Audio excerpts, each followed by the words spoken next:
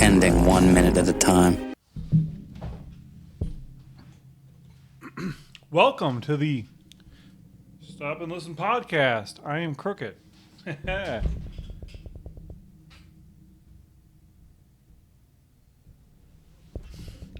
Better? I don't know. Okay. So the other day, and was received pretty well. Well, got a lot of views. I didn't actually check the comments or likes and dislikes on it in a while, but I put out another Tulsi Gabbard video after she did Joe Rogan. Then I seen she did Adam Carolla and she did Dave Rubin. And I'm like, okay, she is campaigning for Trump. She only mentioned Trump's name once, and it wasn't even like it was kind of a passive thing on Rogan. But she was making the case to not vote for Biden, and she could have joined RFK's ticket and helped defeat Biden by getting more votes, but she didn't do that. Then this guy here, Benny Johnson, he's on YouTube. I don't know, and Twitter. I don't really follow him anywhere else. So this guy, Benny Johnson, he is good at YouTube because, like, sometimes he's annoying, but like his videos are so clickable. But anyway, he put out a video and eventually got to the point that it's Rubio. Rubio is going to be the VP pick. He brought out the case, and it makes a lot of sense. It's very disappointing for me, even though I agree with Rubio's politics far more than I do with Tulsi Gabbard. I think. I mean, he's going to be much more on the establishment Republican type anyway. But still, I watched another one of his videos, and it was like they gave some evidence that maybe I was right. So I looked. She did Carolla. She also just did Piers Morgan. And she also did Russell Brand. Okay, so Rogan, Russell Brand, Piers Morgan, Adam Carolla, Dave Rubin. All former liberals, former Democrats, former Democrat voters, anyway. All of them. Well, Piers Morgan, I don't really know anything how he rolls, but so I'm right, and I don't know what else. Apparently, she's been going to Mar-a-Lago. Actually, I didn't pay attention to every word of the video, but anyway, I'm not reporting on another podcast, reporting on a real story. I'm going to do my own work here, but so. She was on Adam Carolla and got community noted. So they must have talked about the election. So I don't know if I mentioned it previously. I don't think I have. I don't think I've recorded since then. It's Saturday. Well, I go to a place called Sports Clips. I don't know if that's a national chain or not. I mean, they're pretty big around here anyway. But I got an app, and then you can go and see if pick the stylist of your choice, so you can kind of creep on them a little bit. But I mean, I've had this one woman cut my hair for years now, and I had a little crush on her even. And I looked last weekend, 2 weekends ago now, and she wasn't working. Okay, I can wait a week, Then again, I'm seeing she's not working. Like, what the? Now this chick gets injured a lot. She broke her wrist last year, and then the ankle the year after that, or something. She's been out a lot. Anyway, so I'm like, is Katie still here? And she's like, no, hon, we're not. And this broad, I don't know how long she did put down the pipe, but I'll tell you, it's probably still warm. No. So, well, I need one of us to take care of you now. Thank you. And then I went and did a little Oppo research. And I looked up her I found her on Facebook. And she moved on up. She, the nicest, most expensive area in the St. Louis metropolitan area. One of them, probably number two. Number two. She's cutting hair at a fancy sounding place there. So she moved up in the world. Good for her. I'm devastated though. And I need to get a haircut. I did see there's a place called Walt's Barbershop I've only been to a barbershop once before. It's hard to believe there still are barbershops. I don't know how old Walt is, but I probably need to get to him soon. Anyway, okay, there's a short. Let's watch the short. Tulsi Gabbard, for love of country, leave the Democratic Party behind. Why should we leave the Democrat Party behind? The reason why I left the Democratic Party and why I'm encouraging others to do the same is because today's Democratic Party is controlled by this elite cabal of warmongers who care more about their holding on to power or getting more power and are willing to sacrifice and undermine our fundamental freedoms, our liberty, and the well-being and interests of the American people in order to hold on to power. This is so comical to me if the consequences weren't so real. When a Democrat congressman from California was asked in a congressional hearing if Mike Tyson declared suddenly that he was trans and now identified as a woman, should he be allowed to box competitively against other women? And this member of Congress said without hesitation, yes. Tulsi Gabbard, for love of country. There you have it. I really just need the shorts. I really try to use Rumble. No, I really don't. I forget almost all the time because they're just not to the level of YouTube. YouTube is king. So Dave Rubin used to work for Young Turks Network. Radical, or is that a network or is that a show? I don't know what it is. But, Radical left, and then he just kind of realized, hey, I'm liberal. I'm not a communist. And then he, started leaning right a little bit. And she did his show. So let me ask you one specific one that either you'll think is a major favor to you or a bit of a headache, which is guns. I have always said that I support the Second Amendment. I have always supported the Second Amendment. The goal really is very clear, and they've made it clear, which is to disarm the American people. I talk about the Second Amendment as I talk about the First Amendment because of what the threat that we are seeing to both that is being carried out by the Biden-Harris administration every single day. I'll point to a vote that I took in Congress that I believe it did not allow concealed carry reciprocity. So I voted against that legislation. I would have voted for it today or back then if I had had the information. So you would that vote for it now, meaning you would want the reciprocity? I would want the reciprocity because this is one of those issues that supersedes. All right. Okay, what a narcissist. But anyway, all right, I gotta take a break, and I will come back and finish this up later. Trump would be that he's crazy, and the establishment critiques of Bobby Kennedy would be that he's a crazy pro-vaxxer and all of that kind of stuff. But does not the rise of both of these figures suggest that there is a deep yearning for significant change in American cultural and political life? No question about it. Then I know that both of these parties are at least purported to have courted you, your support and your membership, maybe even as vice president in both cases. I wonder if you believe that either one of those purviews could represent the kind of change that America requires on the basis. I see micro expressions. She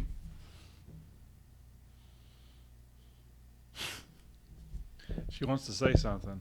Basis of your analysis of deterioration during the time that you've been involved, in particular with the institution of the Democrat Party. Yeah, it's very telling. There was a Gallup poll that was done a couple of weeks ago that showed 43% of Americans don't identify with either party.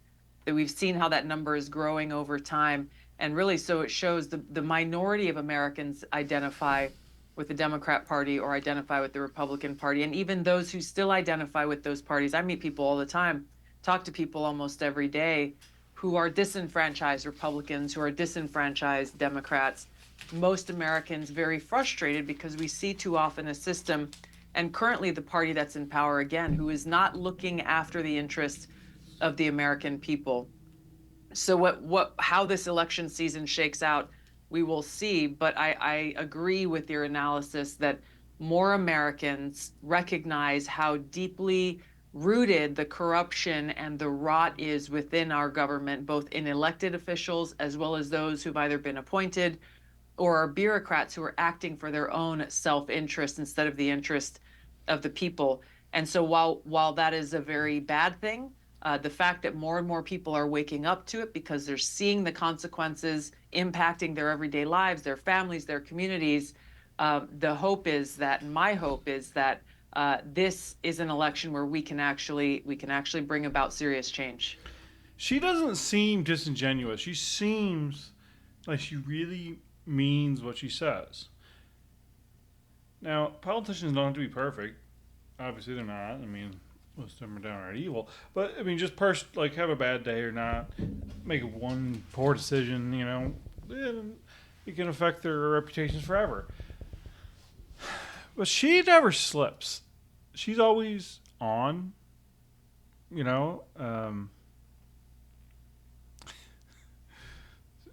She's the woman. She is the woman to be vice Plainly, president. you'd prefer either of those candidates to the current incumbent of the White House. Which would you vote for? I'm focused on, in my book, in delivering the message of my experience within the Democratic Party, the danger that the Biden-Harris administration pose to our fundamental rights and freedoms, and how they are undermining our democracy. Once we get a little bit closer to Election Day, I'll share my plans. Oh, really? Yeah, there's something. So yeah. Okay. There we go. It's good stuff. All right, and then she went on Piers Morgan. All of us. If, as many people would like you to be, you end up being vice president to President Trump, I mean, first of all, would you accept the job if you were offered it? I would. I'd be honored to serve my And she turned country RFK in that down. way. There's so many challenges that we're facing here. Benny Johnson was basically thinking that Trump is basically putting on his own version of The Apprentice with his candidates.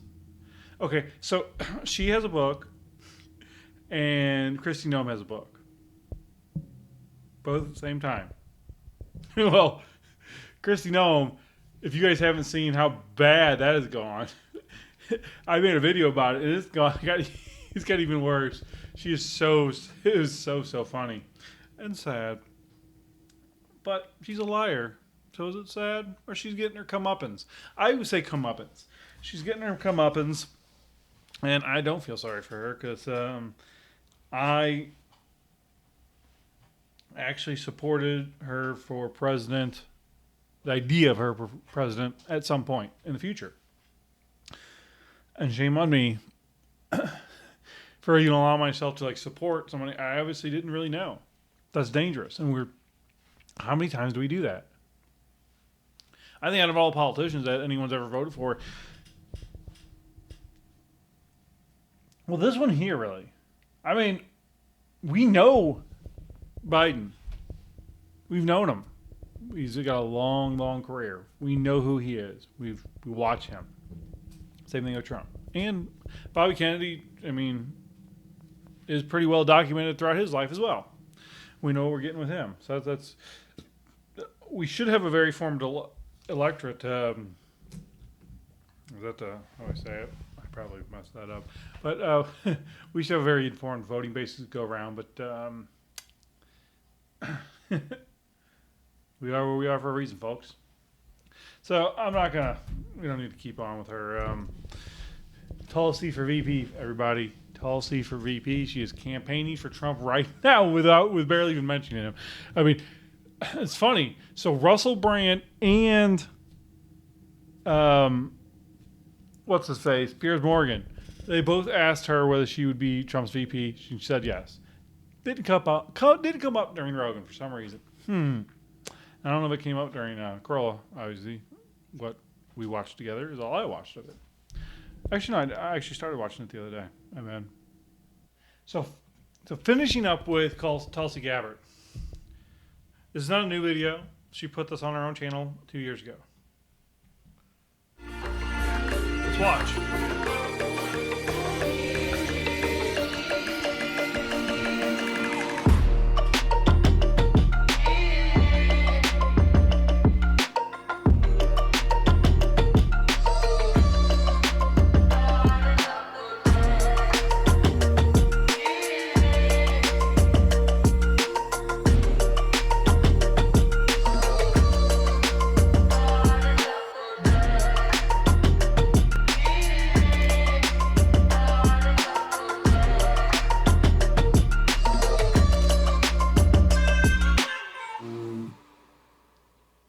I've never been to the ocean, so I've never attempted to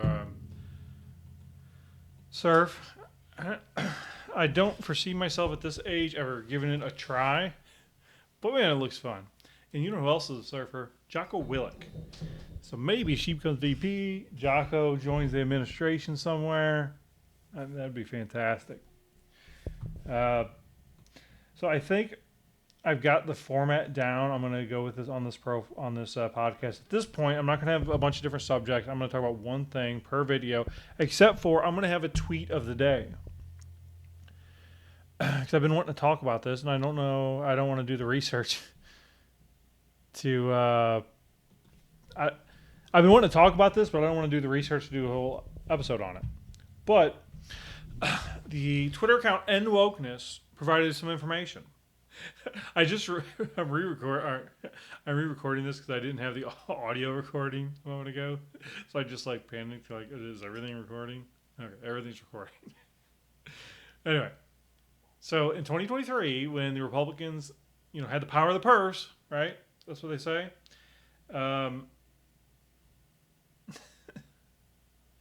So sad. Anyway, so sad. The Republican Party, who had the power of the purse, right? They had control of Congress. They passed the budget. They gave Columbia University $1.2 billion. Penn State, $955.6. NYU, $805.5 million. Yale, Cornell, Harvard, UT Austin, Berkeley, Princeton, and GWU, which I think is George Washington University, got $200 million. So the Republican parties get voted in office to stop the reckless spending is one thing that I'm sure most Republican voters would like them to do. So what they do is, the working class, the blue collar, as they call them, the people who back Hertz at the end of the day, they vote for Republicans. So the Republicans take their money and they give it to institutions, educational institutions, that in turn teach their children to hate God and then the family and their country, and specifically the Republican Party. They are financing their own destruction. So I'm in favor of that completely. You keep doing it. Keep doing it. You're doing a great job. This could so easily be turned around. But they're not going to do it. So I guess we will keep reading headlines and getting ourselves excited about something that's not going to happen. So I will see you next time. Please like, subscribe, follow, do all the things. Have a good day. Bye.